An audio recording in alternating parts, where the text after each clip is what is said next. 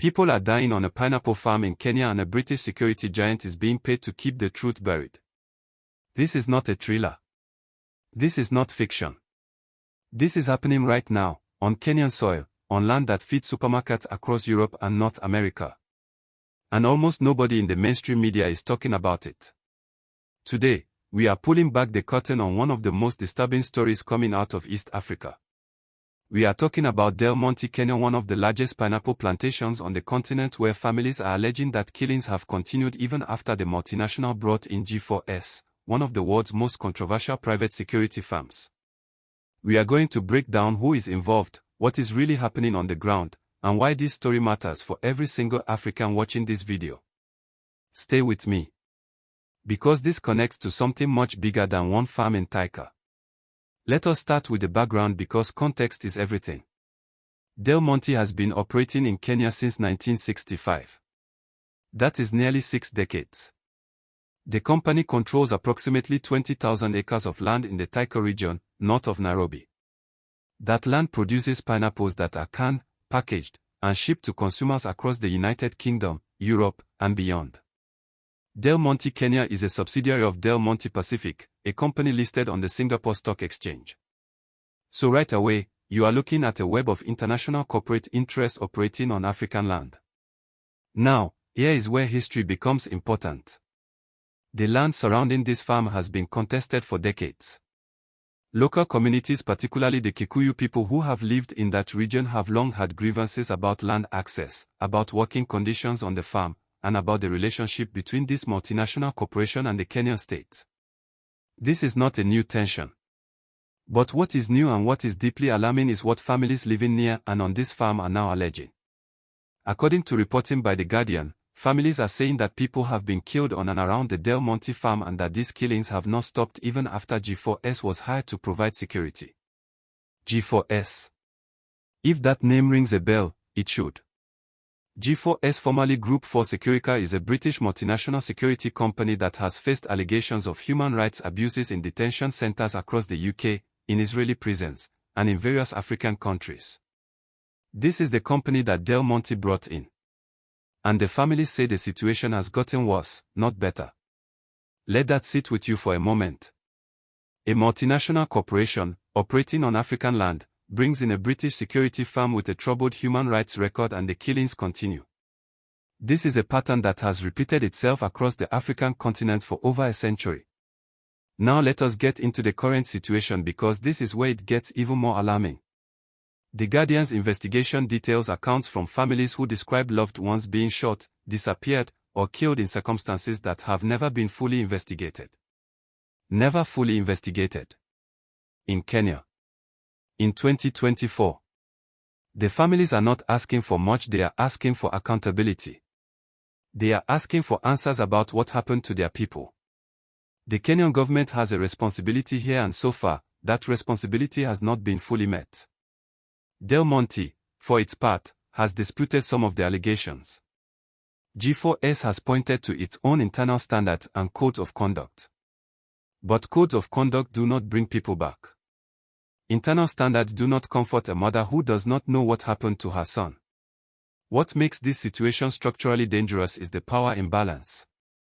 You have a multinational corporation with enormous economic leverage in Kenya. You have a private security firm with international backing. And you have local Kenyan families with limited legal resources, limited media attention, and limited political power trying to hold these entities accountable. This is David versus Goliath. Except Goliath has lawyers, lobbyists, and a security team. Like this video right now help more Africans see this story.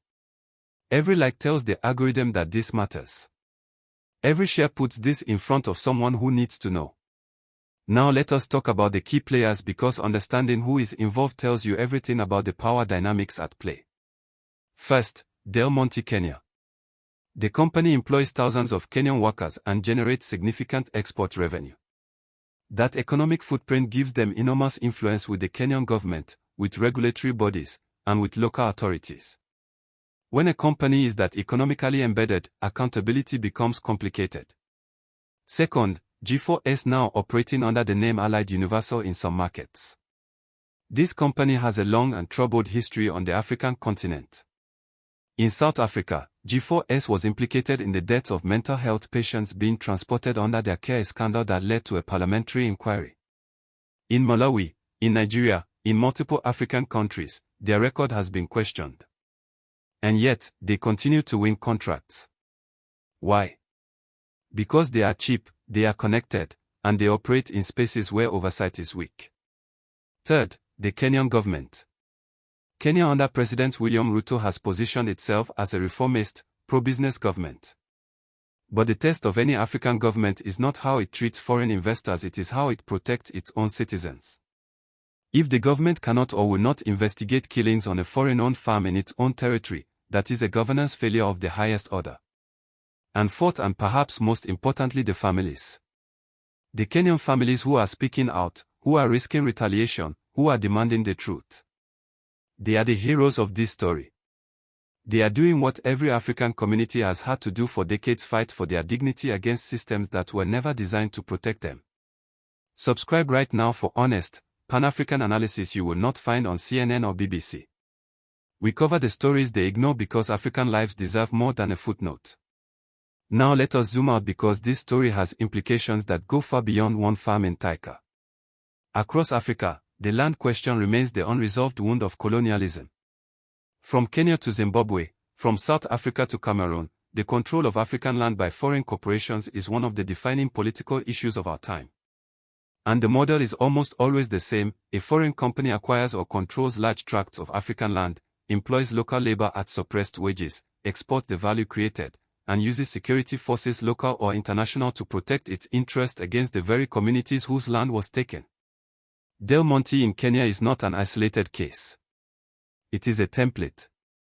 And the use of G4S, a private, foreign security firm, to enforce that template on African soil is a deeply troubling escalation. But here is what gives me hope. Here is the Africa Rising part of this story. The fact that these families are speaking out loudly, publicly, to international media is a sign of a growing Pan-African consciousness. A generation of Africans who refuse to be silenced. Who understand that their stories deserve to be told, that their lives have value, and that no multinational corporation and no foreign security firm can indefinitely suppress the truth. We are also seeing a growing movement across the continent to reform land laws, to strengthen community land rights, and to hold foreign corporations accountable. In Kenya, civil society organizations have been fighting for land rights for decades. The passage of the Community Land Act in 2016 was a hard-won victory. The work continues. And internationally, there is increasing pressure on companies like Del Monte to meet environmental, social, and governance standards (ESG) as a condition of accessing capital markets. European consumers are increasingly asking where their food comes from.